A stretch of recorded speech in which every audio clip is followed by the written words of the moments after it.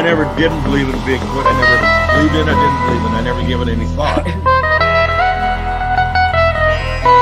They kept wood knocking back and forth to each other, and it was in a pattern.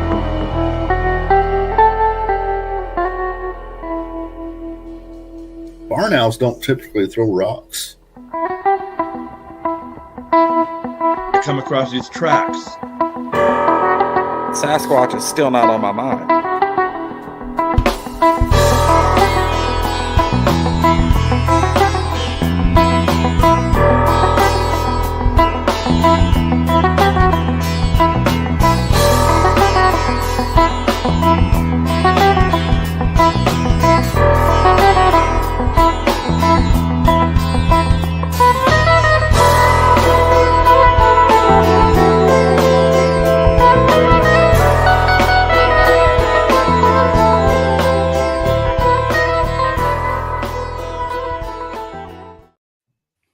Hey, before we get started, I was going to let everyone know that if you enjoyed that intro, half of the sound bites are from a fellow named Randy Bauer, and he was just interviewed with the Sasquatchers and Jason Kinsey, one of our brothers in this business here, and they just had a movie drop documentary from Randy's place yesterday on Tubi called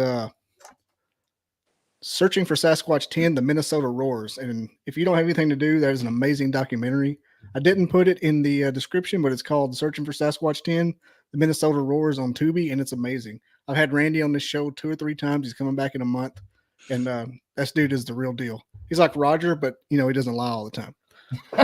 It's like a real Roger. I call him Double R. He's a real... They can't ban me from my own show. I'm talking smack, baby. Hey, and I'm gonna promise you, I pull back sometimes because I'm like, no, if I tell this next part, they're down for it. We got Jen Appleton, Roger Williams, the pride of Middle Eastern Tennessee. What? Oh. Is it called Middle Eastern or Eastern? Southern Middle. Southern Middle. I don't know. Jen, are you talking about me or Jen? Either one of you. You're both close to the same place. Jen started here, and then she ended up in Middle Eastern, right? Yeah. Middle Eastern. Is that like we Arab, started Alabama? out the same little one-horse town. Mm-hmm. We had one little store, 2 stores, didn't we, Roger? Didn't even know each other, and then met last year and found out some really strange connections. Now I knew your mom and daddy from church before I moved. Mm-hmm. Yeah, I was too young. I remember I used to get whooped in church or after church. Every time you're only 7 or 8 years younger than me. Every time I would meet somebody that knew my mom and daddy, they'd tell me they changed my diaper. I'm like, that is gross. Why is that a flex, people? You saw me naked and covered in feces. Thanks. and burping out both ends. Yeah. Why would you tell me that? I got to add you to my body count now. Was that after the cheek pinch or before? Which cheek? Yeah. I went to a party one night and at one of my friend's house, and there was a guy there with cooking chicken in a fryer, open fryer, like a fish fry. And I walk up and introduce myself. He told me, he knew my dad. Everybody within the 100-mile radius with a mustache knew my dad. Basically, if they're cooking fish at a drunken party, And he said, "I've changed your diaper." I'm like, "Good God, I'm glad I wasn't already buzzing. I'd be mad right now." Doing it. What you do when you first get to the party. Now you go to a party, you raise your hand, say, "Whoever changed your diaper, let's change my diaper. Let's get that out of the way." Move on with the night. It's happened more than once. I mean, grown men have seen me naked a lot. I'm just saying, I don't know if I should be proud of it, but. Oh man! Okay, now that we've got all the people who don't want to watch the show. That Louis Gazard joke, tell it all, brother, and then he's like, "Damn, brother, I got told that one." The bad part is they remember. Yeah. That was Rodney Carrington too. I've been cussing, preacher. something to goat. Oh, good Lord. Anyway, what are we talking about? Is this? We got Jen and her Sasquatch and elemental infested farm up there in DeKalb County, Tennessee. It started in Mooresville. I saw my first Sasquatch when I was about 3 years old on the same farm that Roger lived on. Yeah. Oh yeah, y'all in the same haunted house. Yeah. Lived in the same haunted house. I think that had a lot to do with the Sasquatch activity that was around that property. Do you know Jen? I heard Mr. Franklin that we both know. Yeah. Tony Sanders called me and told me that Max had told them that he was in one of his homemade blinds. You know how he said something reached in and grabbed him and pulled him back and let go of him. And you know how mean he was. Yeah, he was not one to be fooled with, for sure. Yeah, that creeped me out. I wished I'd have heard that from him himself. What was it? Sorry, I was laughing just really hard at these comments, and I wasn't going to go to the comments tonight, but good Lord, I dug my own grave. Did you say somebody got grabbed from behind? Oh, yeah. Mr. Franklin. The guy that owned the house, right? Mm-hmm. Yes, he owned it. And his sister lived right across the highway, Mary Frances. This guy was a former frogman in Vietnam. He's a Metro cop in Nashville. He's done all kind of stuff. He made his own home, his own blinds out of sticks, right? Mm-hmm. And before daylight, something reached in and way back in there on that ridge, grabbed him and pulled him to the back of the blind and let him go. And then he came out with a knife and a gun, and nothing was there. So, man, so it's like it made out of sticks. They just reached through it and pulled him through it. Yep. Wow. Yep.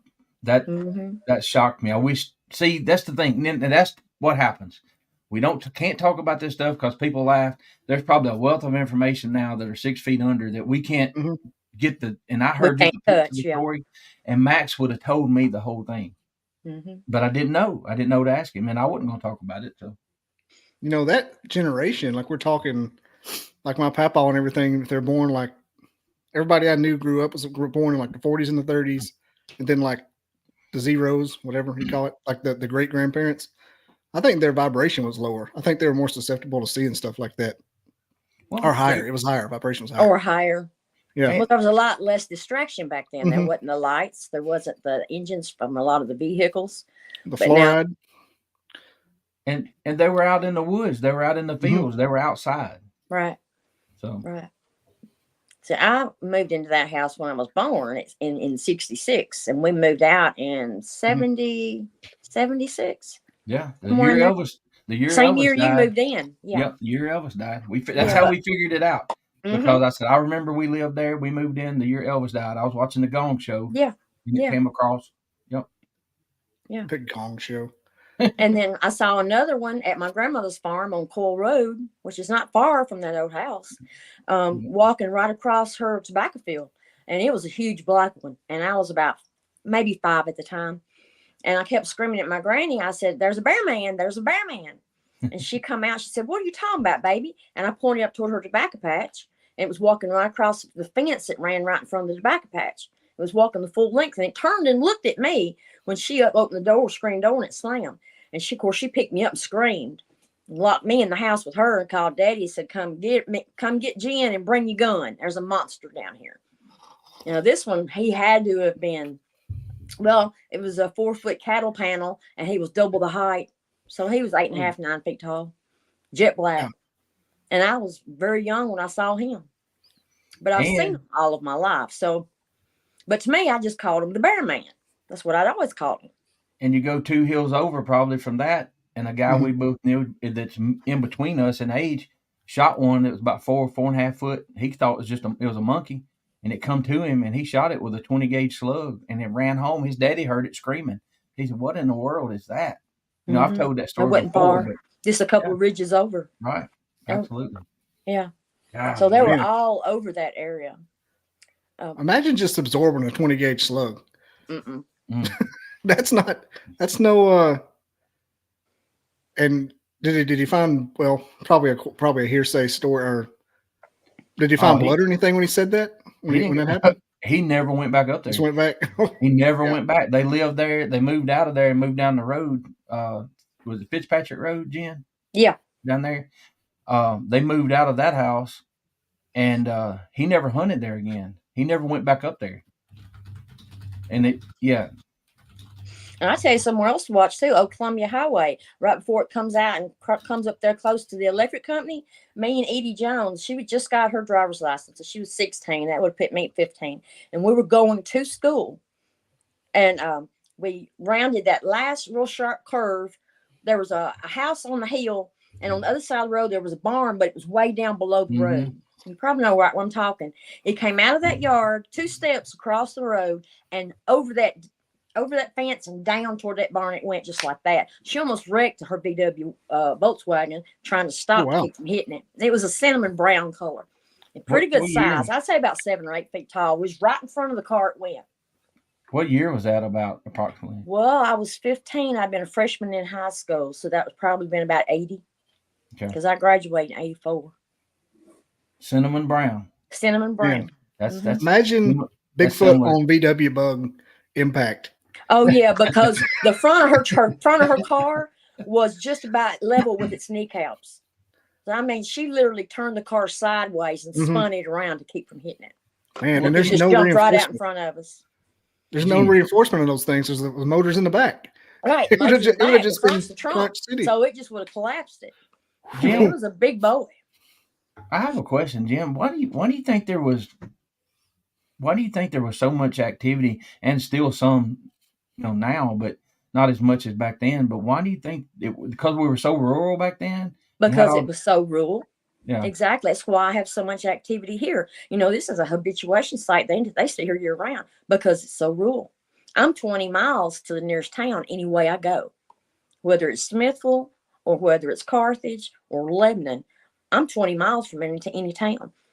We have very few neighbors, and it's extremely wooded. I could walk from my house to Cedar Hills Lake to the dam and never see a house if I wanted to, because it's very rural.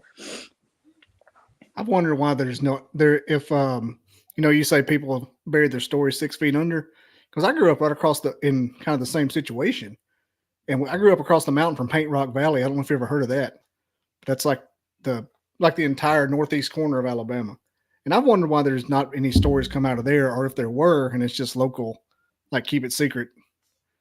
Most of your people won't talk about it. Several years ago, I picked beans every year at my neighbor's. He lives a half a mile from me. Huge bean patch. And I knew they'd followed me up there. I'd gone on the 4-wheeler. And as soon as I stopped it, I heard running feet. And then I heard something like loud and heavy hit the ground. So I knew that they had followed me. His house was here. Garden was here. And then it was just open pastures and fields for miles behind that. So I knew they had followed me. The next day I went back up there to pick, and he was raising Cain because something had eaten all his melons. Just completely demolished his melon patch. And I walk over there and I'm looking at a print that's an easy 20 inches long. Wow. And I said, well, look, that's what ate your melons. He said, no, coons ate my melons. I said, coons, hell? I've never seen a coon with a foot like that. Or that many melons that quick. Exactly, the whole patch. And he had a huge garden. Was it cantaloupes or like watermelons? It was cantaloupes and watermelons. Oh, yeah. I've heard they love cantaloupes. Mm-hmm. It was both of them. Wipe them out. Cantaloupes. I know it wasn't me. But their mentality was, well, if it's okay for Jim to do this, we can too. Mm-hmm. Every time I've planted a garden, they've rated me. They got all my cantaloupes this year. A couple of years before, they got every ear of corn that I had. But they're real particular about what they take. If they don't like it, they'll leave it alone. Do you gift them at your place? Mm-hmm. Yeah, I make cornbread. They like cornbread. Oh, I bet they do. Let me show the picture you got by the pond here. Yeah. We talk about that. Yeah, that's one of the better ones I've seen. Yeah, that one was taken. Oh my goodness, probably 8 or 9 years ago, and I took that one and I submitted it to the BFRO, and Adrian and Dennis came out, and they were over the pancake. I think it's called the Pancake Project in Kentucky. Mm-hmm. And they left me a lot of equipment and set up a lot of equipment because of this picture and the prints that they saw that were here and all the evidence that they could see while they were here. But I was sitting at the barn with my dad. We had just fed the horses and water. It was a habit for us to sit down on buckets right in front of the feed room and look out across the pastures while the horses ate. And then we would turn them out and then we'd go home.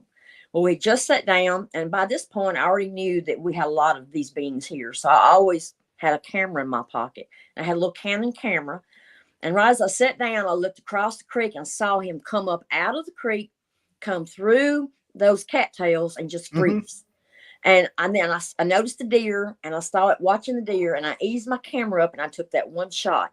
Well, as soon as I took it, I don't know if he heard the click or what. He turned and looked at me, and then he dove into that tall grass. And I guess he did the spider crawl because he just vanished. He never stood back up. He never got back in the creek. I'm not sure where he went. But I'm pretty sure he was hunting because there's a deer right there in the foreground. You can see it. Yeah. That was the deer. Okay. Yeah, definitely. That's a white-tailed deer right down there, close to that first tree. You can see the tail end of the deer. Since then, have you gotten any reference to how old that one might have been? That one right there was probably about 4 or 5 years old, according to his size. About like a kid, about like a human. Yeah, about 4 years old, I would say. They're a little bit bigger than we are when they're born, and they grow a whole lot faster. I say that they're grown by the time they're 10 or 11 years old. Okay. By the way they grow in height, just watching them from watching them from here, this location, they grow. Did the deer have any reaction to it, or was it? It froze. It absolutely froze. The deer never moved, even after it dove down into the grass and it vanished. The deer stayed right there. Dad saw it too, and he said, "Well, it's time for us to go to the house, Sissy. He done had enough of that." Yeah. So was the deer looking looking at it? Yeah. The deer was turned with his head toward the beam. Okay. Toward the little Bigfoot. Sure was. It'd been wild if it had a way of making it not look at it. It was looking at it. So and it didn't move. That was the weird part. For some reason it just froze. Man. But now I've heard that happening before too. They must be supernatural because I would have sneezed my head off and gotten them cattails like that. One exactly that size. I went to go out one night, it's been about a couple of years ago. I kept hearing something running across my back deck. And it's right there at my den. So I got up and I opened the door and I stepped out on the deck. Right as it ran by me, it ran off the 2 steps to the ground and it froze and it turned at me. And it dropped that lower jaw and it started to scream like I have never heard. And it affected me so physically, I felt like I was going deaf. I grabbed my ears. I went down on my knees and I said, "Stop. I'm not going to hurt you, but you're hurting me. Stop." And it just kept screaming and kept screaming. And finally I saw a bigger female. She looked like she was full grown. She was a blonde color. She stepped her out from the end of my house and she said something to it in their samurai language. And it stopped. And it looked at her and it took off to her. But I noticed that morphing of their face when he was doing that scream. Mm-hmm. And then I just covered my ears and bowed my head and said, "Stop, please stop." Because it was excruciatingly painful. It was more painful than infrasound. Wow. So you saw the face change then? Yes, it morphed. It literally is some kind of energy. Mm-hmm. Just like Bluler. That's the creepiest thing about my Bluler story is the face morphing. Yeah, the face morphed. He said it's just a sack of meat. And the set of lungs this little kid had, he had me pinned down for a good 2 minutes. And he never drew in another breath. This was all one bellow, one breath. My ears were ringing for hours. Did you smell Did I hear somebody? Sorry. Somebody did ask me to smell somebody. Sorry. No, I'm sorry. Somebody told me, I think it was Don. Maybe I got this right. That the BFRO people were run off. Yes, BFR people were run off and never been back. They scared them so bad. I think I told you that on your show. Maybe you did. Yeah, I couldn't remember where I heard that at. Yeah, they terrified them. How can the BFRO people be run off? They're supposed to be the experts. Like they see. Well, I'll tell you what happened. We were walking along Ridgeline, the one the investigators I had assigned to this property, and we were going to keep it quiet, hush hush. I didn't want anybody to know where I was, where they were. I didn't want any problems. You aggravate them, they aggravate me. That's my mentality. So we just keep it hush hush where I am. We walked along a full ridgeline that's a quarter mile behind my house, came down the ridge, crossed over what we call an old slave wall. It's a boundary wall that they built during the Civil War, and they used slave labor to build them. It was a boundary wall between farms, property lines for farmers. We crossed over the wall. We were walking through grass that hadn't been bush hogged in 5 or 6 years. So it was way over my head, way over his head. He was 6'5". And he had picked up a stick along the way to help him move the grass and walk through it. I always walk with a stick. I stepped out of the tall grass first at the edge of a really small pond, and I started to make my way around the pond. And there was a right in front of me, about 25, 30 yards, was a straight line of cedar growth. And they were pretty good sized cedars, just grown all together. And right as he came out behind me, he had the stick up over his head as it was coming out of the tall grass. And just as soon as he cleared the grass behind me with that stick up, it broke loose. Something was behind the tallest cedar and started shaking that tree. And it was shaking and screaming at the top of its lungs, and it would not stop. And I turned around and said, "You've got to drop the stick." And he was froze. He couldn't move. And he was just looking at me. I said, "Put the stick down. He thinks you're going to hit me. You're going to hurt me. Put the stick down." And finally, after some coaxing, he dropped the stick. I said, "Now look down." And when he did, as soon as he did, it stopped. And they moved away. And by the time we got home, he had firmly convinced himself it was a helicopter that had done it. There were no helicopters anywhere within the vicinity. Nowhere. It was a male sass behind that tree thinking he was going to hit me with that stick. They're used to seeing me walk and crawl all over these hills all the time by myself. But usually I can always expect activity if I've got a strange male with me. Then that's when you're going to see one, you're going to hear one, they're going to throw a rock at you, they're going to snap trees. My poor husband can't even go hunting anymore. Because every time he goes into the woods to hunt, they start snapping the tops of the trees off, pushing entire trees over. They flank him on all sides and push him back to the house. So, yeah, he won't even go out in the woods anymore, period. You think you could work together and get some deer run towards you? They take his deer. The few times he has downed deer before he could get to them, the deer had just totally vanished. There'd be a pool of blood full of bubbles, and then there would be nothing. There would be no sign that deer got up and moved and went anywhere, and in the middle of an open field. So, yeah, they were taking them. Are you able to describe what they look like in the face? Misty was asking here. Oh, yeah. I was charged by one. It was a female. She just had a baby. And a couple of weeks before, I had found a strange structure. It was up around my dad's pond area, close to his deer stand. Mm-hmm. And it was built kind of like an igloo. It was round shaped. It had a larger opening on one end and a very tiny opening on the other. Nosy me, I had gotten in it and looked around and noticed that all the leaves and debris, grass, everything had been removed down to dirt. I mean, just smooth dirt. Mm-hmm. And then you looked out the smaller hole at the other end of it, and there was a little area about a foot wide, about a foot long, and about a foot deep. Just a hole dug there. And when I saw that, my mind went, "Oh, crap, this is a birthing hut." So I backed myself back out of it. Ooh. My mind instantly thought, that's to bury afterbirth. So I got out of there. Week goes by, the weather's going to change. It's going to go from really sunny and warm to really cold and snow. So I tell Bobby to go get me a bag of corn, and crushed corn, and a bag of sweet feed from the co-op, and we'll take it back there. We had a deer feeder not far, maybe 50 yards at the most, down a hill from that birthing hut. And Daddy had put it there for years, just a piece of black plastic pipe that he had attached to a tree. And I pull up on my four-wheeler. I put the bag of corn on my shoulder, go over 2 strands of barbed wire fence. I'm headed straight to the deer feeder. And then I hear the ungodliest roar and scream that I have ever heard. I hear pounding feet. And I just dropped the feed and just closed my eyes. And I thought, I'm dead. And I just froze there with my eyes closed.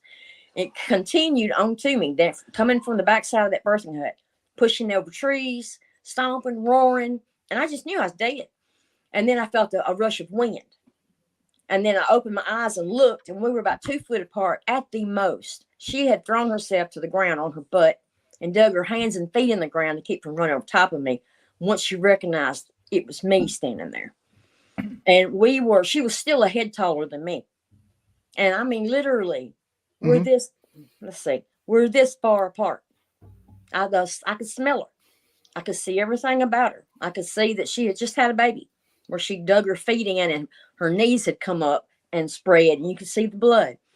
I could see that she hadn't come into milk yet. Her breasts were hanging and empty. I could see that probably due to heat, they shed because she had lost most of her hair all the way around the top of her head, but she still had long, stringy hair coming off her head, about this area here down. She had lost a lot of the hair on the back side of her arms, on the inside of her arms, but she still had a lot of hair on her legs. She was her skin was darker than her hair, and she was a coppery color, but her skin was a lot darker, and it looked like leather. It looked like thick, soft leather. Her eyes were really big around and far apart, and she had just slight whites on either side of her pupils. Her pupils were very dark. She had a prominent brow. She had a round head. She didn't have the conical head. Mm-hmm. She had a thin upper lip, but her jaws protruded out and were exaggerated. Her nose was wide and flat. She didn't have a lot of hair on her stomach, her abdomen, or her chest area, but she had quite a bit still on her back. The smell was more like you've been in the shower, you've been in the woods for a day or two and you need a shower, versus smelling like skunk or garbage or something dead. That's what I took in from that experience. Do you know what every time someone brings up the smell, I often wonder if it's what a squirrel smells like. Because when you shoot a squirrel and you cut its tail off and you have it like in your room, this is like maybe it's something only country kids deal with, but like they have a certain smell. I wonder if that's what they smell like, but it's more extreme. Well, you'd have to be something you'd know what it smelled like to understand. Right. It's just what I think about. Because every time you get like a coon tail or a fox tail or a squirrel tail, it all has the same smell. Or the wing of a bird and you hanging up to dry out. It's got a funky smell too, but no, it wasn't anything like that. It literally just smelled like body odor and someone that needed a shower. It didn't smell, it wasn't offensive. It wasn't real strong. It was just noticeable. So you're saying like human-like body odor? Yes. Okay. Yes. She smelled like dirt and the grass and the trees all around her, and a slight body odor smell like a human would have if they've been out in the woods all day in the heat and they need a shower. A human without any kind of cologne on. Yeah. So that's exactly what she smelled like. And she looked at me and I looked at her and I said, I am so sorry. I did not mean to disturb you. I did not mean to upset you. I was bringing you food. And when I said that, she looked at the bag on the ground. That told me right there, she definitely understood what I was saying. I said, this is for you. It's not for the horses. It's going to be cold and snow in just a few days. And in my mind, I was seeing it snow and turn cold. I said, but this food is for you. And again, she looked at the food and looked at me. And I turned to walk away from her, turned to my left. My four-wheeler was directly behind me. And as I'm making that turn and I take a few steps out of my corner of my eye, there's 3 big males standing there, not 5-10 foot from me. I didn't even hear them come up. I was so engrossed in letting her know I wasn't there to harm her, and still probably going into shock over what had just happened. Mm-hmm. I didn't even hear those 3 come up, but I did hear the trees all around me erupt, and it sounded like you were in a zoo and a bird sanctuary, and all of the birds were screaming at the top of their lungs at the same time. It's exactly what the tree sounded like, but it wasn't birds. It was their young, apparently. And then I turned and I went back to the fence. And I pulled my pliers out and I cut those 2 wires I had climbed over. I got on my four-wheeler and I went back to the house. And later that night, me and my husband went back and we fixed the fence. But from then on, I got the hint to stay the hell out of that area because I'd already run across a nest in a tree shaped like a football the summer before. And when I walked under it and looked up, there was a hole right in the center of it. And a little black arm and a little black hand came out. And it was just moving its little hand, almost like it was waving. And there was a tiny infant, like newborn size, up in that nest in that tree, about 10 feet off the ground. So I quickly realized, okay, maybe as friends, I know I'm friends with them. I know they're not going to hurt me, or she'd have killed me. Mm-hmm. So I'll just stay out of this one area because this is theirs, definitely. And I haven't been back in there much. What did the nose look like? I think the nose was, the nose looked very human, except wider than ours. It had these on the side. It had a little bit of wrinkling on it. it was really good size. It was almost flat looking. But now, like I said, she had a round head. She didn't have a conical head. Her eyes were really, all of the artwork that AI artwork you see of these beings, doesn't cut it.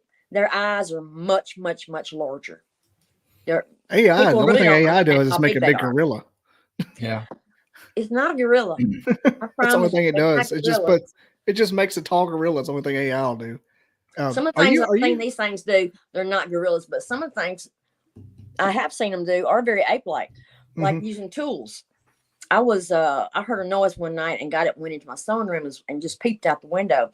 At the time, you could see our firewood pile, and with some older logs in there in the bottom. And one of the big females had pulled one of those logs out and peeled all the old bark off of it. She had a really pretty good sized switch, and she licked it. And she kept sticking it in that log and bringing it back to her mouth and licking it. And she did this for an hour. I just sat there just amazed watching her. But she was getting a termite eggs and a termite larva out of that old log. And she was licking them off with that stick. And it made me think, chimps and gorillas do that. Oh, yeah. That's one of the things. But these beings are not in any way monkeys. They're not gorillas. Yeah. They're not Gigantopithecus. They're too smart. They're entirely too smart. You said that female was taller than you, even sitting on the ground. Yeah, like I'm 5 foot tall. How wide was she? She was really narrow in comparison. Back then, I was 50 pounds lighter than I am now. But I would say across her shoulders was only about 3.5 feet, maybe 4 feet at the most. She looked like she'd lost a lot of weight. It'd been an extremely hot and dry summer, and she had been pregnant, and it looked like she was showing it. She didn't look like she was in really good health. Yeah, she might have been wasting away a little bit. Mm-hmm. But being pregnant takes out of you. And she looked like she had some age on her too. And I get that from the breasts. Her breasts were completely empty, and they hung way down her chest toward her stomach, and like just completely empty. Ones? No, hers were empty. Now Patty's had milk in them. Oh yeah, they were. They were firm, and they looked like they had milk in them. This female hadn't developed any milk yet, so she had just had. It was just like skin hanging down. There was no form to them. Did they pick up the bag of feed? They took both bags of feed because I had left one on the four-wheeler. Well, when I turned to leave and I went to cut that fence, I looked at my four-wheeler and that bag of sweet feed was already gone. So somebody reached over the fence and taken it. And of course, they took the corn with them. So they took both bags. I bet sweet feed is like crack rock or something like that. It is. Can you imagine? The molasses, yeah. Can you imagine only eating like what you just described probably most of the time and getting a hold of some sweet feed? Their teeth, their teeth are like huge chiclets. Mm-hmm. I mean, they're big and square. They're kind of like looking at the front teeth of a horse. Just beautiful square teeth. I would hate like everything for one of them to bite me. Probably bite my arm off. Mm-hmm. Sorry, guys. Well, we've heard stories. Don, he took a report when he was a game warden back late 70s, early 80s, up in the area where we're having a little bit of, activity now, that the guy had caught one stealing his horse feed out of a barrel, I believe. He walked in, he heard the dogs were going crazy, the horses were going crazy, wasn't even thinking about, he'd heard screams that he didn't know. Mm-hmm. We kept our feed room locked, and we kept the barrels locked down because the juveniles could come in. They could come into the barn through the rafters and go down in there and get into the feed. Dang. I imagine they could tear some up too. Like, oh yeah, yeah. I bet it's like my kids finding the Captain Crunch. I bet it's just won't stop. One night, yeah, Daddy sent me up in the loft because my gelding had broke his feed bucket. Now, we knew we had some spares up in the loft. I already had one bucket of feed in my arms, so I just put it on my arm and climbed up into the loft. And as soon as I stepped into the middle of the loft and turned around, I just froze because I'm not just a few feet from me the wall was completely open, and you could see off into where we stored our hay. And there was a huge black female, and I'm talking huge. She had moved enough of that hay and thrown it forward that she had a nest in there for her and her little ones. and she stood a good head and neck and part of her chest up above the floor, and she was standing there looking at me. And I just eased that bucket off my arm, and I said, "Here you go, baby. I just bring you something to eat." And I set it down and took my little butt right back down those steps. And Daddy said, "Where's the bucket?" I said, "They both up there. Let's go outside. I'll tell you why." So I took Daddy outside the barn and explained to him what had just happened. He said, "You got the feeding tonight, Sissy. I'm going to the house." And he wanted no part of them. But she was ginormous. She was every bit of 5.5 or 6 foot across her shoulders, and she was barrel shaped. She was big black. She reminded me of Patty. She was built just like Patty, except she was jet black. Even her skin was jet black. Her eyes were real deep dark brown. Mm-hmm. And I could hear movement all around her of little ones. And I just plainly said, "Here you go. I was bringing you something to eat." And she took the bucket. So that's what I've always, since, I was 14 and saw one, I've always thought about these things would have to be constantly eating. They do eat a lot. They eat snakes, they eat birds, they eat wild fruit, wild persimmons. We've got pawpaw trees here, persimmon trees, every kind of nut tree that you can think of. I'm surrounded everywhere I go by water. There's a creek that runs right in front of my house. It crosses over a bridge at my driveway, and then it goes the full length to the other side of the road. It joins the river, which feeds right into the dam. So there's an abundance of food here all the time. It's nothing for me to walk outside and see 9 or 10 deer out front with my horse because they don't be in the woods. So we got deer, turkey, places, man, coyote, every kind of fish and fowl that you can think of. We've got it here. We've got raccoons. I've seen armadillos here. I've seen a badger here. So really, I've seen foxes here, squirrels, rabbits, you name it. They've got it to eat. They're not picky eaters. If it's nutrition for them, they grab it and eat it. I found several spots where they get up under cedar trees and pluck the birds and eat the birds and leave the feathers. I've had them go into my hen coop and sit down and pluck a chicken, eat the entire chicken, leave behind their handprints and footprints, walk out of the hen coop and walk the door back. It takes a opposable thumb to lock that door back. Pluck the entire chicken. I bet they think chickens are nice too. Oh yeah. I've had to tell them, "Don't eat my chickens. I use their eggs to make your cornbread." And I stopped for a while from eating my chickens. I keep thinking about something she said. I haven't seen a pawpaw tree since I was about 14. Yeah, you got to go deep with those. There's some on top of the ridge back here. There's a little cluster of about 8 or 9 of them. There's some tulip populars back there too. But those pawpaw trees have been here a long time because they're really big. And then right across from that is the neighbor's pond where he has planted 3 different kinds of apple trees. And poor thing, he hadn't got any apples in years. That's what they say at the end of the Grand Ole Opry when it's time for the pawpaws to paw. Misty was asking about the clan size on your, not the bad clan, but the Bigfoot clan size on your property up there. I know you're too close to Pulaski, so I have to specify. And how big is the Bigfoot population in your area, do you think? I've got a really big one, but I've also got Dogman here too. And they showed up several years ago. The clan I've got here, you've got the alpha male. He's got 1, 2, 3, 4. He's got 4 or 5 full-grown sons. They have mates. The alpha male has 3 females of his own that I know of, maybe 4. And then I couldn't count all the small ones that they have, but they all stay right around this area within a 30-mile diameter along these ridges. This land down here reminds me of Mooresville. I feel like I'm at home when I'm here because it reminds me so much of home. And I think that's a lot of the reason they're here. Are you in like foothills or mountains, or is it the same type ridges that we have? It's really in the foothills. Okay. Yeah. Yeah, DeKalb. That's getting over there toward where the Smokies start to creep up on you. Mm-hmm. Start to smoke. Yeah. And it's funny because all the counties above us are the same as the one below me. We got DeKalb, Marshall, and Jackson, and up there we got DeKalb and Marshall. And I've got Jackson close to me. Yeah, it's like the same. I'm like, y'all ain't got no other people to name stuff after. Got the same 5 old white dudes.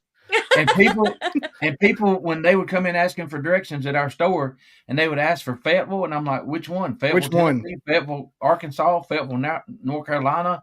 You know, I'm like, what about Lafitte? Lafitte, yeah. Lafitte, yeah. Lafayette. Yeah. Vietnam. So Misty wanted to know if Bigfoot coexists with Dogman. I think the answer is no, but well, they don't. Well, they really. It depends. There's one big wolf-like being, which most people call Dogman, that has been with my Bigfoot family for many, many years.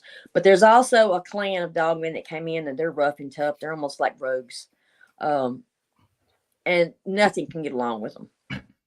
Nothing. How big are they? I don't even want to even entertain that they exist, but just asking, how big are they? Well, I was leaving it to the house to take a bucket of cornbread up to the gifting tree, and I made it across our pasture through a cattle gap onto the neighbor's land. And I took about 5 steps, and I froze because every hair on my body stood up on my right side. And I looked to the right, and I thought, oh God, I am gonna die. There was a Dogman right on the side of a small pond. And this pond is probably only 12 or 15 feet in diameter. It's a wet weather pond. He was on the other side of it, standing up against a tree with a fork in it. And I had the presence of mind to notice that the top of his head was right at that fork. As I'm looking at this damn thing, and he's looking at me, and I can sense that he's wondering, do I attack or run? I mean, you just got the feel of that's exactly what was going on. And I said, I've got food in my hand right here. And I put it on the ground. I said, you can have it. And I started backing away from it. Didn't take my eyes off of it. Went back across that barbed wire gap. Got about midway of my field and turned and ran. I never been so afraid in my life. It looked like, and I went back and measured. Bobby went with me a couple of days later. And the fork of that tree right at the top of his head was right at 7 feet. It looked like a wolf standing on 2 legs. The only way I know to describe it. It had a little bit longer snout than a wolf. It had longer pointed ears than a wolf, but it had a thick collar of fur around its neck. It had a wolf-like head. It had narrow shoulders. It had a really narrow chest and narrow waist, long legs. The grass was really tall, so I couldn't see if it was standing on feet or had hopped feet. I could see it did not have a tail. It was a dark gray in color, kind of multi-white and gray on the front. And I was lucky enough. I lived that day, and I got home. So, Jennifer, that story out of Culleoka in the 70s, where the guy caught that thing coming out of the smokehouse, it made the paper, everybody laughed at him. I remember that it had the ham, it had the meat, whatever, it was stealing it. But the way he described it, the legs were thinner and smaller feet. Because it didn't sound like describing a Bigfoot, legs and smaller feet, is very possibly it was a Dogman, because that's how they are built. From their knees down, their legs get very narrow, but their calf muscles are extremely muscled, and their feet are much shorter than you would think they would be, because they're made different, more like a paw print on the front end of it, but it's very long to a tiny heel. It's very odd looking. I've got some good prints I'll send you. It's like a weird Cinderella thing they got going on, you know. It's it's really strange. But now he said he thought he woke up on a demon. A demon? He thought it was a demon? Well, he said he described it. He thought he done walked up on a demon. Well, it's very possible it was a Dogman. I've seen several here that have a flatter nose, a flatter snout, and a more Sasquatch looking mouth, except for the teeth. And they have the short pointed ears. They're not fun. The first one that we saw, my husband and I were going to Carthage to get groceries on a Sunday, and we were in his Ford F-150. He was driving, and at one point it goes right beside the river, and the grass was kind of high, had been cut. It was just starting to get dark, and I see something running toward the truck as hard as it could run, and it ran right up to the side of the truck and was running with the truck. It was so close that it was looking at itself in the mirror, the side mirror on the door. And that's about the fastest I've ever locked the door undone a seatbelt and scooted my butt across the seat, and all my life, the whole time screaming, "That's not a sass. That is not a sass. That's not a foot. That's an effing werewolf." Because this was back before I had a clue what a dogman was. You know, I've seen Bigfoot all my life, but I had never seen dogman.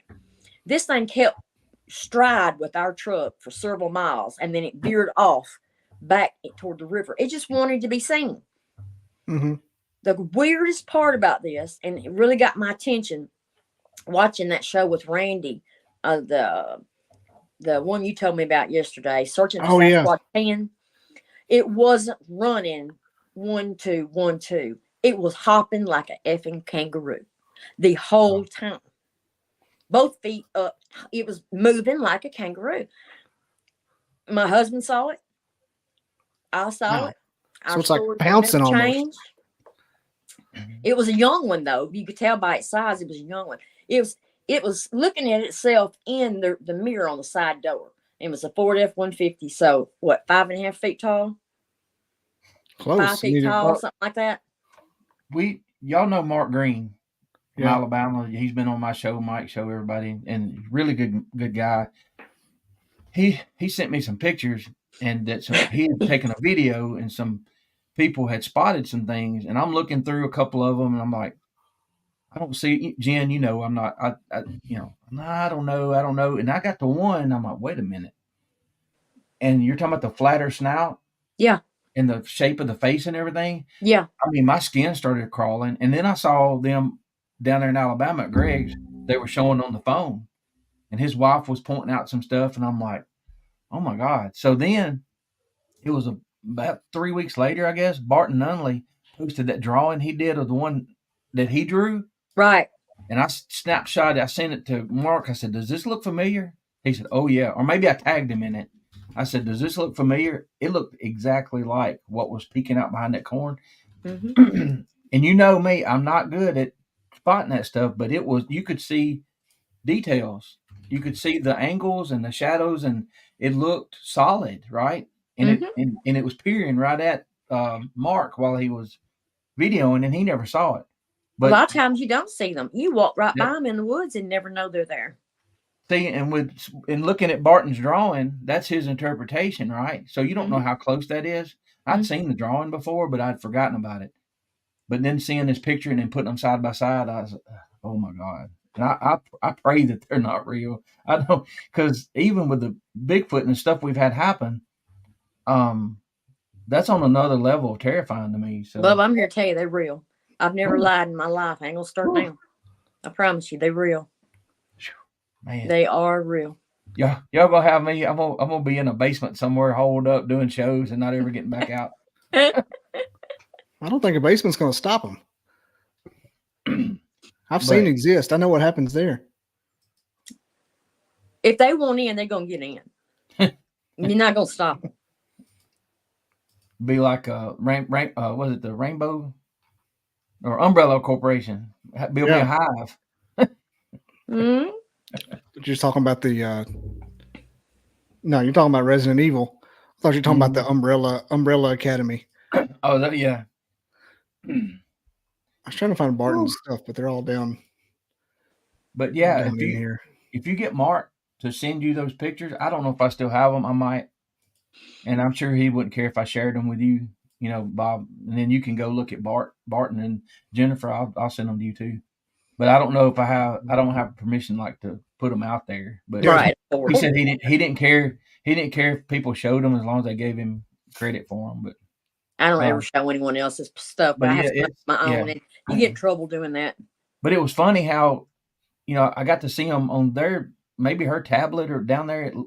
They were showing me in Alabama, and then this picture pops up a couple weeks later, and I'm like, oh no.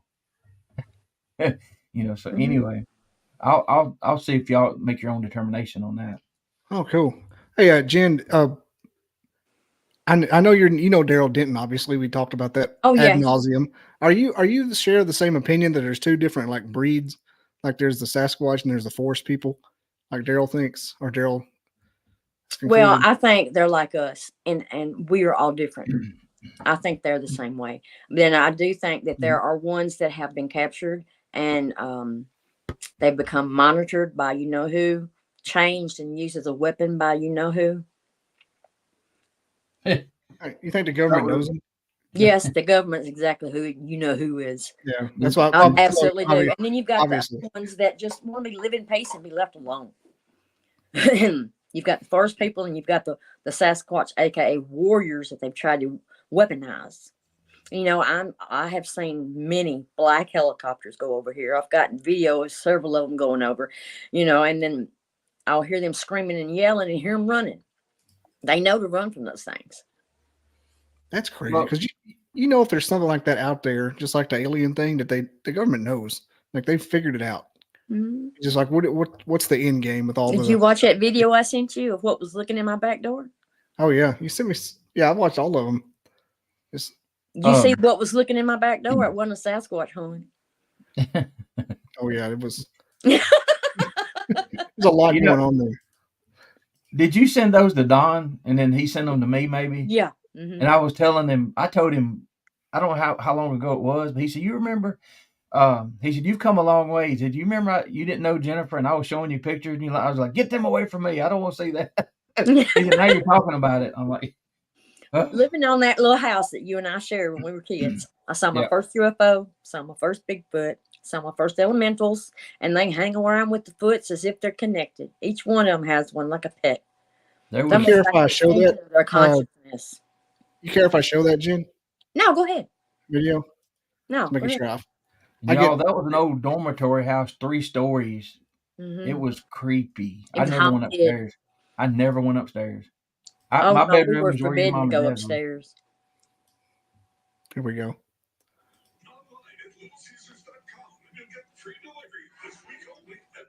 Upper right corner, you'll see its head. You'll see it's blinking its eyes, standing there looking in the door at me.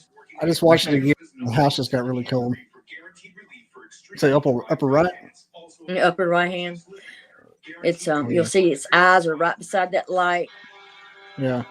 You see the That's gray on the glass. You see where it's green on the glass, right? And those grays go right along with those UFOs.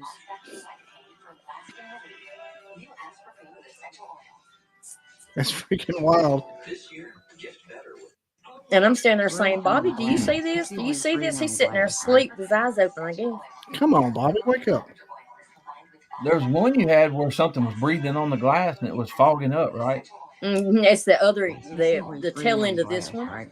Okay. Just keep watching, you see it. Looks like somebody's kid looking in your window. I don't want to look at it.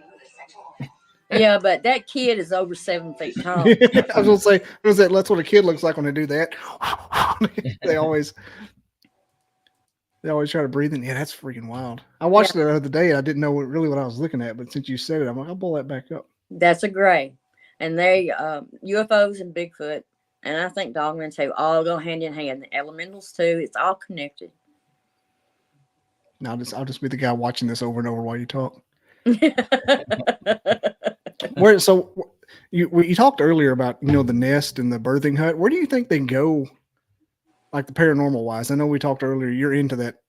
You accept that sort of end of. I accept it because I've seen so much of it. Because you see pictures of it. It's where they go. I think they go into cave systems that are very close by, because caves will stay in the interior the same temperature year round. Now their eyes can see in the dark.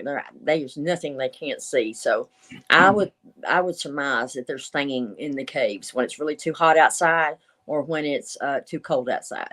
They spend a lot of time in there. And there's cave systems and old mines all over DeKalb County. DeKalb County supplied the Revolutionary War with gunpowder.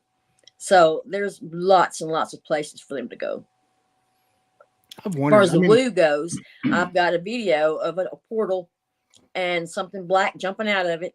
And then it looks like 2 grays are standing over to the left, motioning everybody to get behind the trees. And it's during a thunderstorm. I forgot to send you that one. That's fine. But it's a really good portal video. And that's just, I started getting into, because I don't want to be either or camp. I like the woo part better just because it's more fun and it's better than I was standing outside one night on the back deck. It was at dusk, but it was still enough light I could see. I looked up toward the tree line and I saw a big red, what I call red is a copper color, female with really long hair on her arms, and she stepped out. And right as I went to raise up my phone to take a picture, I heard a no, but I did it. I went to do it anyway. And then she flicked her finger out at me like, get my hand right here, like this. And a ball of light come off the tip of her finger. I mean, just a small ball of light about the size of her finger. And within a second, it hit me right here. It knocked me flat on my back. She hit me with infrasound. It was a ball of light. And I laid there for quite a while before I could get up. And when I finally did get up, I was dizzy. I had a horrible headache. I was sick to my stomach. I called Daryl. I said, guess what just happened to me? I said, I'm so sick I can't stand up. Ooh. I mean, it was rough. But she hit me with a ball of light, and it acted just like being hit with infrasound. So I know I know you're a rock hound. Yeah. Do you think the crystals and the type of rock somebody might have around them would crystals play into generate and hold energy, especially the quartz crystals. Like I collect the geodes, but I have a lot of other quartz crystals laying around here too, where I've gone on digs for years and I've walked rivers for years, and they hold and store energy, and a lot of them hold and store information. So I think it's all about energy. This woo thing is you're being you see a ghost or an orb of light comes circling around you. It's a being. It's someone's extension of their mind, or it's a soul light, but it's alive. It's energy. And everything in the universe is made from energy. Everything. Right. You know where Ebenezer Holler is? Mm-hmm. Okay, so I talked to a lady that lives over there. She's in her late 30s. Of course, I had to ask her because I heard some stories from over that way. And she said they live in a house that's, maybe 120 years old or whatever. And it's haunted, but not a bad haunt, like an old family member or whatever. And she said, but what we did see one night, she said, me and my dad were sitting on the porch smoking cigarettes. And there was 3 orbs. I didn't know they were called orbs. There was 3 lights, the same color, like a bright blue, really intense blue. And she said they were circling each other and doing this number. And they were moving up and down this field and up into the woods and around. She said 40, 45 minutes or more. And she asked her dad, she was younger. She said, Dad, what is that? And he said, oh, they're probably having a light show over in Lewisburg. Now, Lewisburg ain't having a light show, and it ain't going to get down in them hollows, right? He was just trying to make her feel better, not scared. Same little lights that make the crop circles. Those are a lot like the little entities that make the crop circles, those lights. Mm-hmm. Some people call them fae, some call Ishi. They've got a lot of different little names. And no one knows for sure where they come from. I know that they're interdimensional. They travel through the portals just like the Foots do. The Foots can open up a portal and be one location, and within moments can be in the state they want it to be. You think they take portals to the caves? Most likely. Okay. There's not much I haven't seen that they cannot do, and it's unexplainable to us because we don't understand it. The way that they manipulate energy. Well, that story you told Don about your friend that had the excruciating pain in her foot ankle area. I told Don, so think about it. If they could focus some of these sound waves to a certain spot, and I had arthritis in a big toe, those crystals in there, if they could get those things shaking, I'd probably be on the ground immediately. Right? So that was just spitballing. He said, you know what? I didn't think about that. I'm just a dumb. I have stupid ideas all the time, but the ones that are really bad to hit you normally with the infrasound are the young ones because it's an instantaneous self-defense mechanism that they have. Now, if you defy an adult and stand there and say, I'm going to take your picture, and they tell you no, they're going to hit you too. But 9 times out of 10, when you get hit with infrasound, you've gotten too close to a juvenile. Yeah, it's like they're shut it down, shut it all the way down. Mm-hmm. It sounds like a little copperhead, how they bite. They don't have control over their poison. I know when Cherie of course, she's been around me all my life. She's my best friend. But to actually have seen one step out and look at her was the night that she got hurt. Her foot, AKA, got hurt. We were on her property. And we were coming out of the woods. And we noticed a strange structure on the ground. And it was like 2 young saplings, really long ones, had been stripped and laid down about 2 foot apart lengthwise. And then you had 2 more going this way and 2 more going this way. And she said, "What is this?" And she went stepping in. I said, "No, stop." I said, "That's their runway. That's their playground." I said, "Don't get in that." And just as she stepped into it, put that foot down, I heard scampering of a little body going up a tree. And then she started screaming. And she was screaming, and she was in some pain. She actually thought she had broke the bone in her foot. Ooh. It took me a few minutes to get her out of the woods.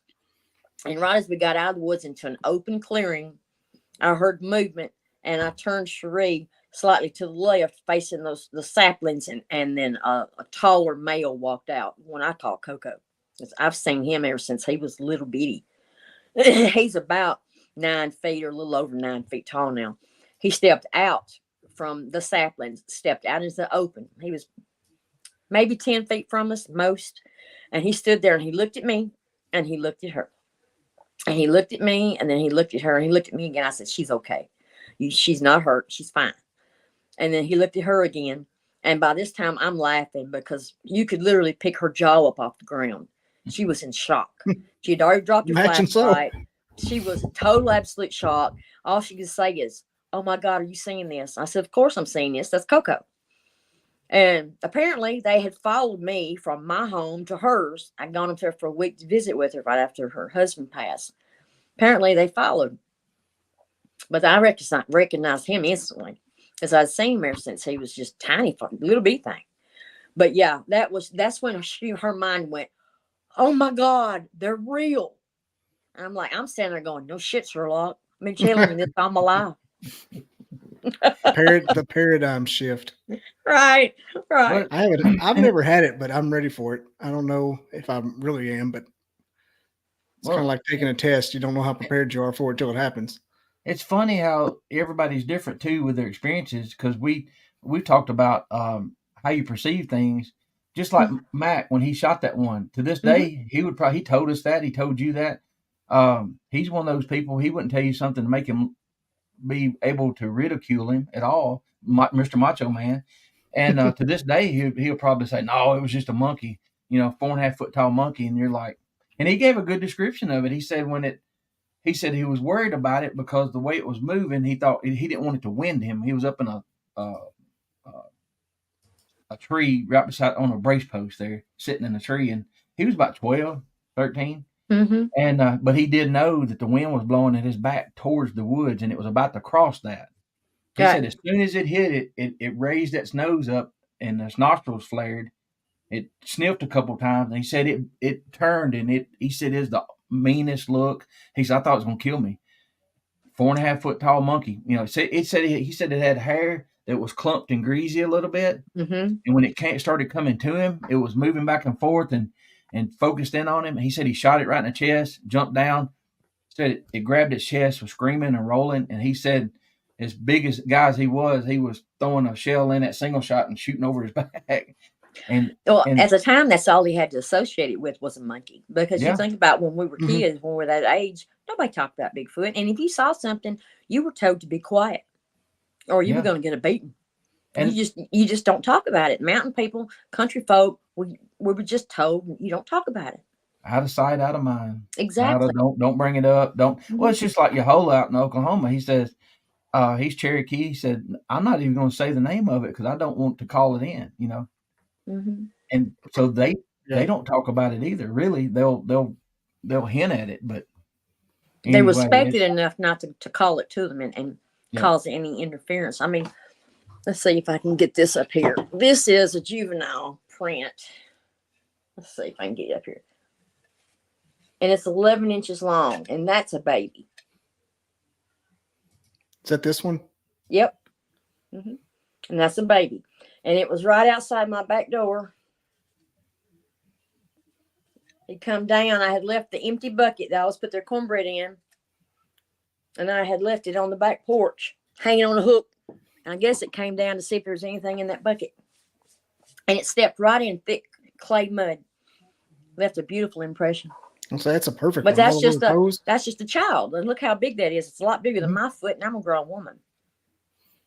It's 11 inches long, about 6.5 inches wide. It's the widest part. So the theory, the one that Peyton and I found down in Alabama, or not one, the several, but it was probably 7 or 8 inches long. And there was an impression there. It looked like, I know this sounds crazy, it looked like something sat down, sat down. Mm-hmm. And that mud, the way these tracks were at first, they weren't heel to toe maybe or whatever. It looked like something was let down and it went into the mud, and it was the equal depth all the way around. Then it took a step towards the creek or river, whatever you want to call it, and one foot was turned this way, and one foot was here, another perfect little print, and there was a rock that the ball of the foot was, we couldn't see the toes on that one because it was resting on a rock. Mm-hmm. But you know what? When we were looking at everything and thinking about it, I'm like, look, if I was here barefooted and it was that riverbed muddy slick, if I'm going to stand here without slipping, I would have put my foot right there on that rock too to get grip. They're extremely intelligent, and they live in that environment 24/7. And it was just, it was like a crime scene type thing. We started putting things together, and I'm like, that thing didn't walk in here. These prints just appear. If this is what we think it is, it was up on a mom. Now, this and she put it down. And she put it down. Because it didn't walk out of the wood. It didn't walk off the bank. I don't know, y'all. It's just what the evidence was telling us, and we didn't have anything with us, you know. And we took pictures, and I got video, and there were definite toe prints, and where that big impression was, it looked like something kind of laid down, you know, on its side a little bit. Mm-hmm. There were finger scrapes. Mm-hmm. Small finger scrapes through that. So after whatever got up, it had the little thing, whatever it was, it slid those fingers through, those 4 fingers, lightly. And you can hear in the video me going, holy, and Jennifer getting on to me, you need to quit cussing when you do this. It freaks me out. I wasn't expecting to find toes. I cleaned out the leaves, and then we couldn't find where it come out. And it's like it was just set down. I like your latest video. Oh crap! Oh crap! Oh crap! I'm like, what the crap? Because when he breaks the tree. Well, I sent it to Bob a few months ago, and the timing of it's crazy because there's not a breeze anywhere, and why it just, I don't know. When I kept watching it over and over, what I saw was just as the limb hit the ground, a head and a shadow of a body come around the other side of that tree that was still standing and looked at you and then went back. Well, and moved its hand just a little bit. And I said, it's watching to see what you're going to do. You had a lot more than just one there. Well, we my son took the screenshot, and there's that. And what was wild, the sun was at my back. Mm-hmm. And the first thing I noted was a reflection on nothing. There was a reflection on nothing. And I'm like, what is that? And I zoomed in, and I saw this outline of a nose and a mouth and an eyebrow and the bridge. I don't even talk about it, but it's just, I about flipped out seeing that. I don't know what it was, maybe pixelation or whatever, because if it was a real one, we went, you go look, it had to be like a 10.5 footer, but the head was big enough that it, now y'all, I don't want to say in absolute because I don't know what it was, but that's where all the strange stuff has been happening on that piece of property. Yeah, so, it's definitely got something in there. The what? Think you saw a cloak? Mm-hmm. Well, that's the same spot that Peyton, when we had the big one going crazy, throwing 40-pound boulders and breaking trees and all that. That's where he turned around. I said, watch our back, because if they're doing this, we may have one around us somewhere. He said, Daddy, he saw that wave, that heat wave. He said it looked like, and it was 40 degrees out there. You can see your breath, probably a little less than that. But he said the only reason he saw it because it went in front of a tree, like on a walnut or something that was dark. And he said, I hate to tell you this, but I just saw this weirdness here. And it was the strangest 25 minutes of my life. And I've been on fire. So well, you have to remember, I was panicking, you know what I mean? And I've been on fire. Yeah, that's another story for another day. They're master manipulators of energy. Now, you think, okay, cloaking, all that sounds just too woo-woo. But think about the limitations of our own eyesight, the various spectrums of light that we can't see. Mm-hmm. Well, they use those spectrums to hide. Those very spectrums of light we can't see. They walk around with them and use them. So, do you know I'm uneducated. So when I see things, it makes me go dig. So I found this. I want to find something in nature, right? That this was possible. So we know they got metamaterials and all that, and then they do patterns. Well, there's a butterfly that looks green to us, but there's no pigment in it. None, zero. But the patterns in the butterfly are the exact width of green light waves. So that's what it reflects. Mm-hmm. And it looks green to us. But so I'm thinking, well, what if something had those patterns that reflected UV? Then it would be invisible to us. Mm-hmm. Exactly. Just like the cloaking material that they're working with, the metamaterial. So anyway. Exactly. I go off on this, I did a video on that just to get it out of my head so I could quit thinking about it. And I still keep going back to that. There's some scientists that examine their hair, and inside the hair follicle itself is light, rays of light. And they couldn't explain it. It's almost like some of the stuff they found that they think might be from Sasquatch almost looks like a fiber optic type. Yep. It doesn't have the thing inside of it, the medulla. Right. I see them a lot sitting in the woods trying to hide from me. I can see the shimmer from their eyes with the camera, but they sit like this. But I've also seen them gone, and it looks like their mouths inside are filled with white light. What does that? Mm-hmm. The same thing that happened when they screamed at me and put me on my knees on the porch. It's the same way. His face changed, and their light was coming out of that mouth. And it's a projection of energy from within, and it will literally put you down, just like infrasound. Well, all I know is I started doing this to learn, and I've got 10 times, 100 times more questions now than I have. And I don't know. And Jen, I keep open mind, and because I kept open mind and didn't throw one thing to the side, now I'm starting to see this stuff that happens in nature that lines up, and I'm sure there's more I haven't. I just haven't. Well, think about an octopus, how it hides. There's the chameleon. There's all different things in nature that can hide itself, and it doesn't naturally. They do the same. It's like I can't tell you. I'm sure there's a scientific reason and how, but like an eel generating enough electricity to kill a human. Yeah. How does that work? I've often wondered that one. I don't know. They do it. They sure do. But they also have been seen coming out of trees, and that goes back to the portal use and manipulating energy to move from one location to another. Many people, myself included, have seen them come out of trees. Literally, there'll be a small ball of light. Sometimes it's white, sometimes it's green, maybe blue. They'll step right out of it. I've seen them walk out of a box of light.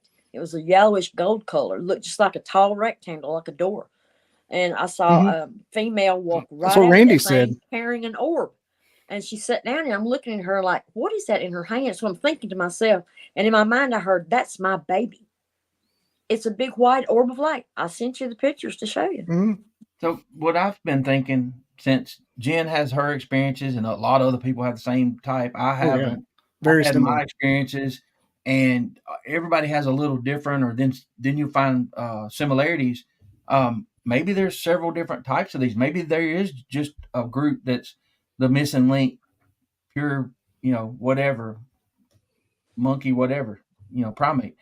But then you may have the ones that come from somewhere else and can do extraordinary things. I don't know. But I do know that the more people I talk to and hear their recollection of what happened, you'll hear similarities, and then, but they'll look at Jennifer and say, "Oh, Jennifer, you're crazy because that didn't happen when I saw mine." Well, they're different. That's like two I different said, things. That's apples and oranges. What I saw 8 states over, and what you saw. So that's the reason I keep an open mind. I say a lot of people are afraid of these things and consider them monsters because they've had such a bad experience, because they perceived it to be a negative experience. And in some cases it was, like with Mike. Absolutely. You know, Mike was terrified, and he had a reason to be that he was being aggressive, but it was a single rogue male, and they will be that way. They're very territorial. But my question is a family that I've been around since I was a kid. And I tell people all the time, Jen, like you weren't there. So I have had bad experiences with a mama skunk because I walked up on them at the wrong time. Yep. You know what I mean? And got chased off. Or a hen in a hen house. Oh, I've been eat up. I've been eat up by a rooster. Yeah, you know, it happens. Yeah. And it depends on your mindset. But these things, they're not all monsters. Now, yeah, you're going to run across some bad situations to where it's going to appear that they were attacking. Well, what led up to it? Are they a rogue? Are they a single male out looking for a family? You know, did you encroach on them? Did you raise a weapon at them first? Who raised the first stick? Did you do a whoop and that was an invitation? Like, come on, let's get exactly. it on. You'll never hear me whoop in the woods. I'll just look at you like you're crazy if you want to whoop in my woods, because it's not going to do you any good. Yeah. Yep. Who knows what you're saying? That's right. And I think a lot of these shows, what I've been seeing, I watch a lot of them. And what I'm getting from them is we're sharing ideas, even though we don't know we're sharing ideas, but we're all watching these shows, and it's starting to make people think. And it has been making people think. I'm late to the show here, and I didn't know there was such a thing as YouTube people that had experiences. And so it's been valuable to me, but then some of the things that I've been shown in my life, because at first I was thinking, yeah, I saw this and I saw that, but now I started realizing maybe I was shown at different stages of my life where it would make sense to me. And I feel like a lot of this is tied together, and I feel like there may be some differences. It's all tied together. You can't take all of the Sasquatch people and put them in a basket and say they're all going to be just alike, any more than you can take all the humans and put them in a basket and expect them to be alike, because all we do is kill each other on a daily basis. Yeah. We do it over food. We do it for land. We do it for religion. They're just trying to survive. They watch us killing each other and destroying this world, this planet they live on too. So yeah, a lot of encounters are not going to be very good because they consider us like a parasite in some cases, because what are we doing? That's we're a good word. Destroying each other, and we're destroying our world. That's a good word, because I was listening to a show, and I'll give them credit for it if I could remember which one, or maybe Peyton was watching. And yeah, he was. He said, Daddy, I was listening to one the other night. I don't remember the name of it. And this guy just threw this out there. He said, what if they hide from us because we came over here and we started spreading disease, and they know we're germy, and so they have to stay away from us to survive. We spread disease, and we spread filth, trash. We've done it all. Rape, maim, kill, steal, take. Why would they want to come out and say, hey, how are you doing? We're really here. Why would they maybe give them a reason? Exactly. Hey, Misty was wanting to know what the best advice to someone that wanted to try to get the party started on maybe habituation and gifting. Patience. It takes patience. It took me, even though I grew up with around these, acknowledging them every time I go in the woods, talking to them, as if I talked to them as if I knew they were right beside me. I would take them a gift of bread, cookies, cake, whatever I had, and I would say, this is a gift for you from me. I love you all. Enjoy.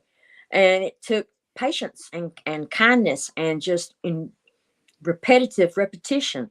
But finally, they would come right out and stand and look at you. They would come down and play with the puppy dogs and run figure eights and chase the dog. And then they would shift, and the dog would be chasing them in a figure eight, just playing. So it's kind of building trust. Patience.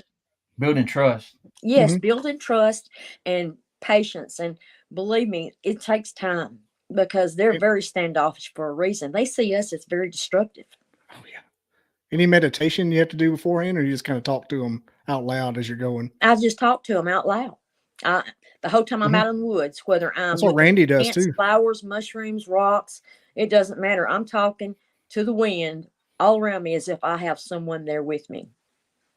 Well, y'all know That's when good. I got in that bad spot, we're in a bad spot, boys, and had my son out there, and I was scared, and I started talking to him, and I didn't know to do. I was like, Peyton, clear your mind. I didn't even tell him to. He set his rifle down, and I said, we're not here to hurt you. We're just curious, and we don't want to be hurt either. And I felt something, and then I asked Peyton. I said, what are you feeling right now? He said, the whole feel of the woods just changed when you said that. We had one more little tree break, little snap over there, and it's like something left us alone. I keep going away because I didn't see them, right? But that huff growl and that air, that pissed off sound was like, I knew we better be leaving. But then for some reason I decided to speak out loud, and it changed everything. I've heard them in my mind as well. But it's nothing for me to talk to the, if somebody was to walk up on me out in the woods, they think I was crazy because I'm talking to the woods. But just sitting there muttering I know to yourself. they're there. Yeah. And I know that they can speak our language. It's very guttural and it's very gruff, but they can do it. They came upon my son one day. The big alpha male did, and we had been calling him Grumpy. We didn't know what his name was, and he leaned down and looked at my son. He tell her, "Call me Sky. I know Grumpy." What? Believe me, that son of mine never forgot that experience. Really? Yes. Yes. Wow. Tell her I am Sky. Me no Grumpy. Tell her to feed us, not him, because I had been sick and Bobby had been taking cornbread up to the gifting spot. So no longer did I allow Bobby to do that. From then on, I always took the gift. Bob, this has been going on for years. I've only known Jennifer for like. My son grew up with him, always around him. Multi-generational, it sounds like. Yeah, it is. And one time, me and my son took our four-wheelers and went down the road to an abandoned farm. It's like 200 acres. And we parked our four-wheelers, climbed over some fences. We're just walking around the top of looked like a sinkhole that had filled itself back in. And there was a down cedar tree. So we crawled up on the cedar tree and we're going to get real quiet, just sit there and watch. And under the tree was 2 pieces of deer antler. So I looked at David and I said, I'm going to clank these together and see what happens. I went clank, clank and laid them down. Within seconds, there were 3 Squatch coming out from the trees and coming down into that big dip. And I thought David was going to have a heart attack, my son. And he reached over and grabbed my leg and was squeezing so hard. And I looked at him. I went, eyes down. And I did the same thing. And we just let them do their thing. They were looking for those bucks. And then they turned around. And after about 5 minutes, they left and just vanished. We sat there for about another 10, 15 minutes. And we got up and hauled butt and got out of there. And he said, Mama, you're the craziest thing. I don't know what I'm going to do with you. And then there was another time when he had stole the cigarette out of my purse and gone down the road. And there was a little pull off, little roundabout down by the creek where it crosses the road. And he parked right there. It's about 1/8 of a mile from the house. Gonna sit there and sneak a cigarette. And right as he lit it, that big alpha male stepped out of the creek, stepped right by his four-wheeler, looked down at him, took 2 steps across the road and over a fence, and then went around behind a big hickory tree and just froze and was peeking around the tree at David like this. Poor David. He got home and he was so upset. He was stuttering at what he had just seen. Well, I went back down there with him. You could see wet footprints on the pavement. You could see where his foot sunk down in the mud going over the fence. And I said, okay, can you tell Mama about how tall he was? He said he had a top knot on top of his head, and he hid it under that extended limb that was extended from the big tree. And I said, all right, I had brought a tape measure. You could just sort of push the button, it would shoot up. It measured 14 feet, 9 inches. No way. About that. Yeah, massive. He was the alpha male. He is the alpha male. He's huge. Did you know he was small, or was this like? Yeah, I knew it. I knew this one. But he was little when I was little. I remember seeing him when I ran into the female when I was 3 down there at the haunted house. And he was not much bigger than me. He was a juvenile then. So he's very close to me in age. But apparently, if they've got plenty of water and plenty of food, and they grow pretty good size here. Everybody says 8 or 9 or 10 feet is a max. No, not. Well, you hear that size. You hear that size, and it sounds out there. But then you got researchers like Kane Michael with House of Enoch, and then he pulls out this 24-inch cast, and it covers him, and he's looking over it, and it's this wide. And he said, "No, it's the alpha male, and he's about 13 feet." Yeah, I've measured Yeah, him at 26 inches oh here, my and I know it's God. Sky. And then Coco, his footprint is about 21 inches, and I know his footprint because he's got one toe that is bent all the way over. It's his second toe, and somehow it got hurt when he was young, and the toe just points to the left. I always know his print. So yeah, they grow big here because there's really not a lot of human activity here. There's plenty of water. There's 5 ponds on this farm alone. There's 1, 2, 3, 4 creeks right in this area that lead to a huge river that leads right into the lake. So there's plenty of fish, game, you name it. If they have resources, they'll grow to those resources. So I know, dumb question. You've been to other places where you've noticed where they've been, like not just in your property. Just what do you look for to see sign of them? I look for prints. Like if you're at a national park. If I'm national park, I'm looking for bends in trees, and I'm not talking tree structures. I'm talking about a bend and a twist versus a break. A lot of times you'll run across tree structures, but you've got survivalists that go out and build those. So a lot of times I'll see them online, and you can tell by looking at the end they've been sawed or cut. Well, they're not going to saw or cut anything. So if you see structures, X's that have been bent and twisted, then yeah, you've got sign right there. So if it gets really quiet when you go into the woods, if you don't hear anything other than a cricket, and sometimes even the crickets will be quiet. If it just dies down and gets really quiet, then you know there's something in there. That was my wife had asked that. She's starting to watch the shows too. What did she ask? So did the ones from Mooresville follow you out there? Yeah, the whole family. This is the same family that was with me in Mooresville is here now. So if you're in the woods hunting, Bobby does this. You're deer hunting or whatever, and you hear I've had this happen so many times. The squirrels are moving around, the birds and the crows, they're doing their thing, and the field mice and all that, and the chipmunks or whatever. And then all of a sudden you get a predator. It could be a red-tailed hawk. You get a predator come in the area, everything just stops. Everything stops. And we do have red-tailed hawks here. Yeah, I had one freeze to death one year here, but it's a totally different. It's the overall feeling of it. And then when you walk around and you look and you start seeing how the saplings are bent and twisted and pushed out of the way, you'll see trees pushed over when there shouldn't have been, that for a fact no wind has been through. And my first clue is always looking for tracks and fences. They'll take the barbed wire and they'll put it together and hook it so that they can just push it down and go over it, or the young ones can just shoot through it. I've seen a lot of that where they'll take the middle strand and they'll bring it up and lap it over the top strand. I've got some really great hair samples because when they go through that center hole, the younger ones, they're catching that hair. But they do Marie that from themselves. Florida has a picture of that way out in the swamp. They do that a lot. Cool. All right, we're gonna try to land a plane here, but we had a couple questions earlier. I want to see if you give like a 2-minute class on what an elemental is and your experience in them. An elemental is, like I said, I think they are interdimensional. They're a little being that has lived in the forest and the woods for years on many different countries. Some countries are called fae. They're called ishi. Some call them goblins or trolls because they all look different. They're just little energetic earth beings that live in harmony with the earth. Unlike humans, we don't tend to live in harmony with the earth or each other.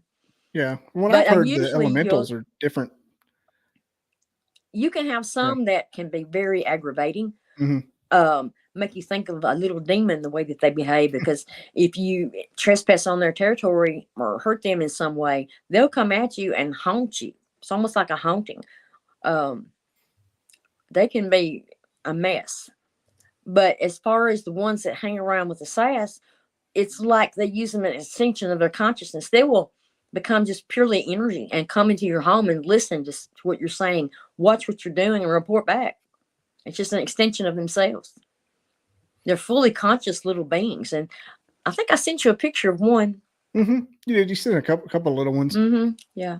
But I think what attracted their interest to me was I used to build fairy houses and fairy furniture, and I was always outside building something, and I was always in the woods collecting deadfall, nuts, acorn caps, whatever, mushrooms to dry and store and shellac and polish and put on these fairy houses. So they got very, very interesting. That's when I really started noticing a lot of lights coming around.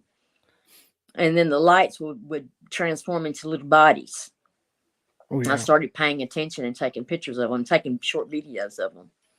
My favorite one is probably the puckwudgie, because you got to put offerings out to those things too. It's kind of the same thing. They're all back and forth. You got the little people see now. It's like the Dogman's getting popular, and now the little people getting popular. My great grandmother would tell you something totally different. She dreamed all of her life about what she called the little people, and she was Cherokee. She and my great grandfather both were Cherokee, and well, one of them was Chippewa. She was Cherokee, but she would dream about every other night about what she called the wee people or the little people. And when she was questioned by my grandmother for a description of them, what she was describing was the grays, what you would call a gray from a UFO gray,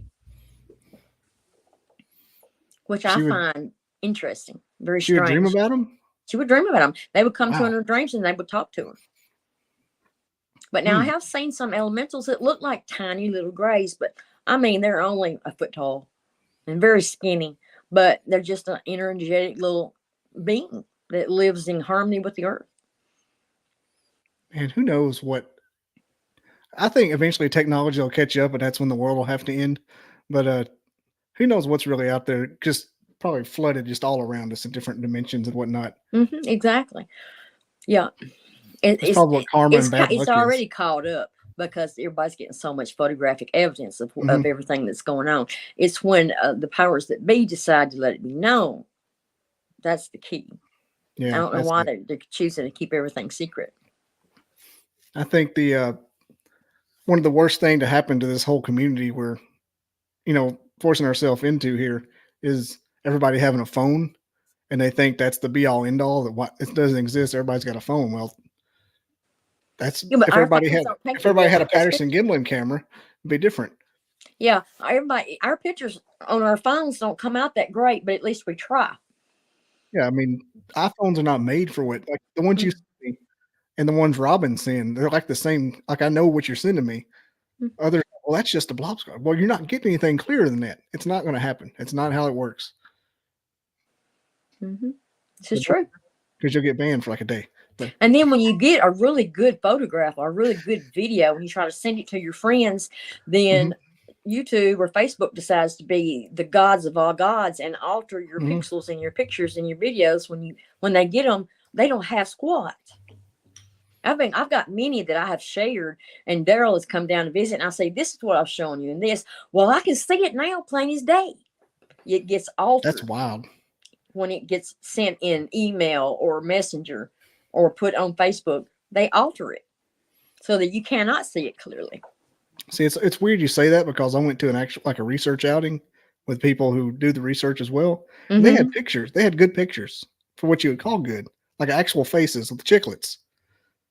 And I'm like, where the heck has these been? Where have these been? And they're like, well, there's no point in putting them out because they're going to get censored no matter what they do. There you go. That's exactly right. Nobody's going to believe it, and it's going to get censored. And if it doesn't get censored, they've got the little trolls in all of the groups that sit back and just tear it to shreds. Laugh emoji. And that's what they're paid to do. To deny. The ones I saw, I was there for an hour and was like, if this is like would change the world if it got out. But they just can't do it. Nobody would believe it if they did. No, because they're just going to tear it all to pieces. Everybody in the Bigfoot groups are all saying, why don't you post the good stuff? Why don't you post the good stuff? Hell, the good stuff's out there. The Patterson-Gimlin film is out there. It's the best it's ever been. It's real. I know how many believe it? Half and half. But it's the real deal.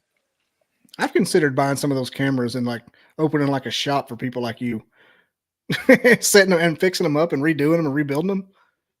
Because they can't manipulate them. 5 years ago, my neighbor who owns this ridgeline, this huge farm behind me where a lot of the action takes place, he put up 7 trail cams. He saw something he couldn't explain, and he put up trail cameras all over his farm. When he went back and got the cards out of those trail cameras, he went white as a sheet, and he never hunted that farm again. He grew up on this farm. He was my age. He had hunted all of his life, and he didn't wait for deer season to hunt. If he needed meat, he hunted. He never set foot on this farm again other than throw out some food for his cows. But he never would tell me what he saw. I said, well, was it big and hairy, or was it just really big? And he would just shake his head. Now, about a year after he stopped hunting, he suddenly passed away for no reason. So it was just a sudden death, died in his sleep. Completely, totally healthy man.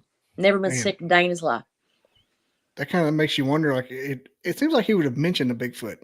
Like, that's not something. He wouldn't. But see, that's the way the country folk are here. It's just like my neighbor who I picked beans with. It was a coon. I'm telling you, it was a coon. And I'm standing in the track with my boots on, my rubber boots. And I still got plenty of room on either end of that print. You know, I'm like, that's a coon. Yeah, right. Okay. That's their whole attitude. Coon hands if like you don't talk about it, it'll go away. If I do talk about it, everybody think I'm crazy. I just wonder if, like, the guy you were talking about saw, like, something worse, like a Dogman or an alien. Don't know. He saw something. He had seven cameras up, and it terrified him so bad. All he would tell my husband was, I will never hunt this farm again, and I will never be on this farm again after dark. Hey, Jen, did that lady contact you that used to live in Belfast? No, Okay.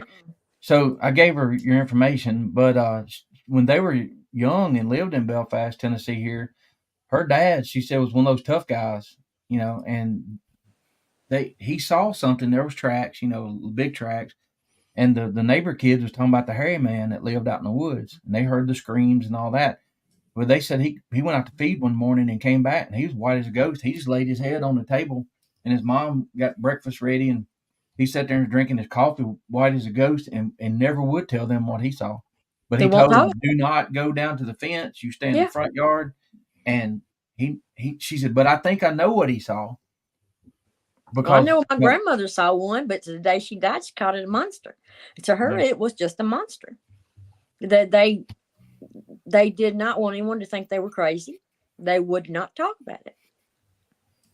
Mm-hmm. And a lot of that still happens, folks. Still happens to this day.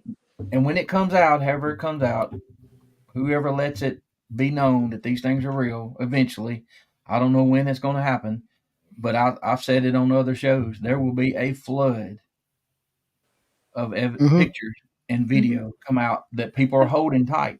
I saw more evidence at the Gatlinburg thing. People, I would just walk up to them and say, "Hey, why are you here? You like, it's my first one. I played dumb. This is my first one. Why are you here?" And they're like, "Oh, well, look what I found on my place, and look what I got." You know, and I was like, "Oh my God." You know, now you have to ask yourself, what's bringing them all out of the woodworks? And I'm talking about the Foots, right, and the Dogman. Why so many sightings? It doesn't have to do anything with the fact that all of us have a phone camera. It has to do with why are they all so many sightings now and so many reports? Is it just because Facebook and YouTube has gotten everyone to open up and talk about it? I don't think so.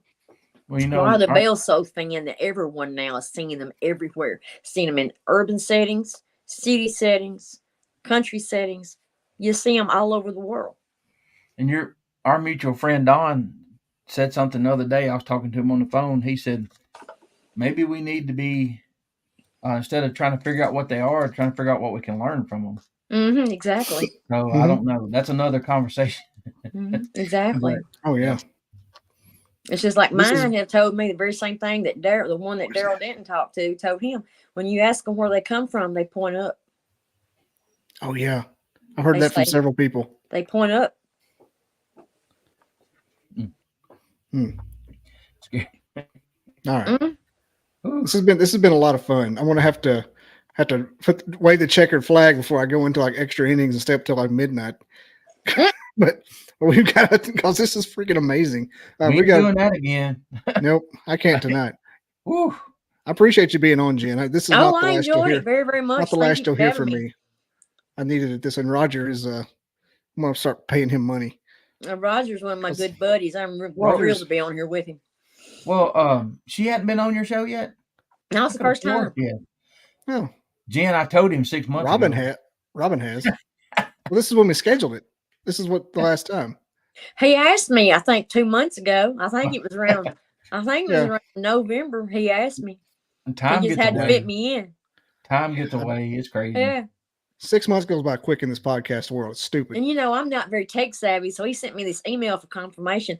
I don't ever check my email because I'm devoted to checking my messenger and my text. I don't ever think about email. I just happened to find it last week. I'm like, uh-oh. I'm a professional. I actually do this kind of thing for a living for the government. And so I have like the same processes in place to make me seem more professional than I am. You get over here, I'm just a kid in my mom's basement, basically. That's all I am. I can do well to hook a speaker up to my TV, so hey. Well, I think you and my kin folks get along. It's been a great show. Computer was Windows 3.1 or something. Yeah. That's how long it's been.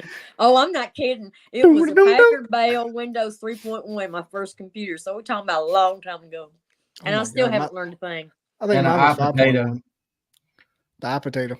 Yeah, be out there filming with a flip phone. Mm-hmm. Mm-hmm.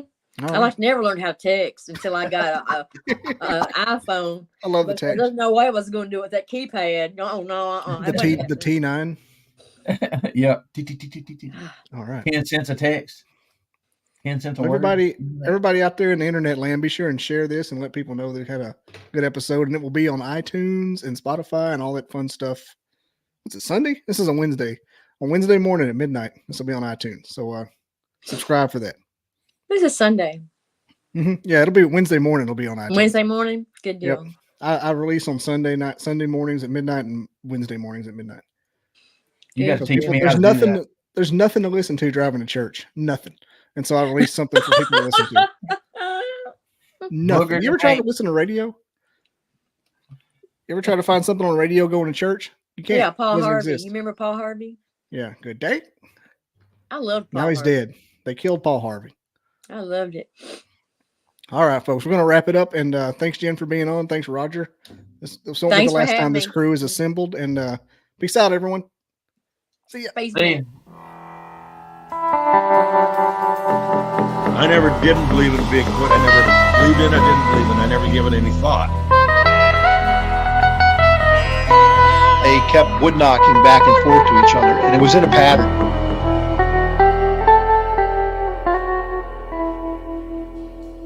Barn owls don't typically throw rocks.